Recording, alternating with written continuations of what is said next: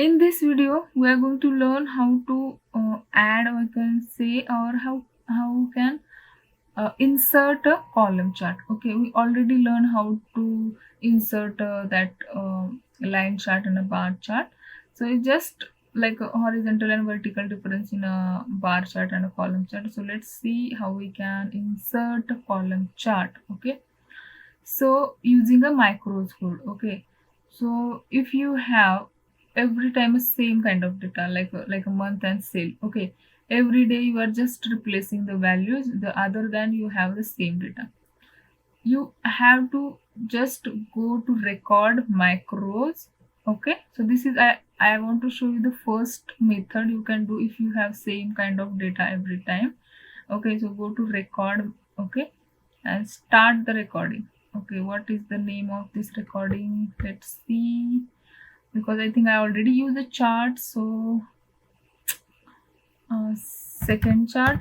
Okay, second chart, and don't give it a space here. Okay, just use a underscore, or just with the plain writing you can write it this.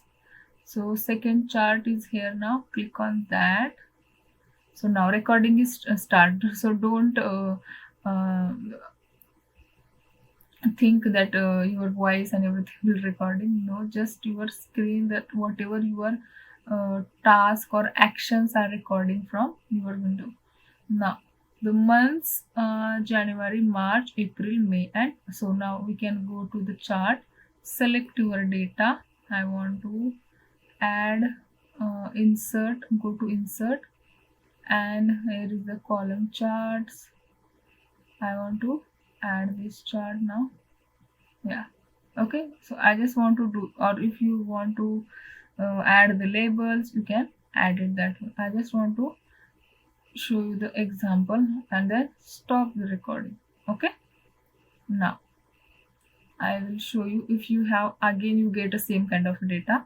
Now I just want to delete this one. Okay, so go to macros. Now go to, click on the macros. Okay, so there are all macros list is here. Now what was the name? Second chart something, no? Yeah, second chart. Which name you gave it for your macros, that will list it out here. Run. You can see within a second, you don't go to insert and those things. You just click on the macros and just choose your, because I did a very small action. I just inserted a chart.